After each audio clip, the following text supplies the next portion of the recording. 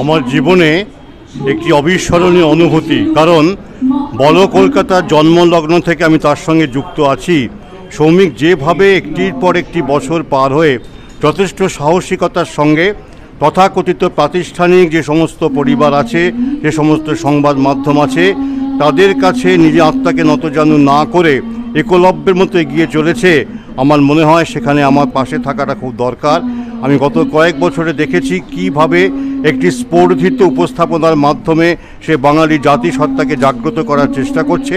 আমি বারবার যে কথা বলি, আজ কলকাতা বলছে ঝাড়গ্রাম শুনছে, আজ কলকাতা বলছে কৃষ্ণনগর শুনছে, কাল কলকাতা বলবে চণ্ডীগড় শুনবে, কাল কলকাতা বলবে মুম্বাই শুনবে, পরশু আমার স্বপ্নের দিনে কলকাতা বলবে জোহান্সবার্গ শুনবে, কলকাতা বলবে সিডনি শুনবে। অর্থাৎ বলো কলকাতা বিশ্ব বাংলার সত্যিকারের প্রতিনিধি উঠবে, আমরা সেই প্রার্থনা করি।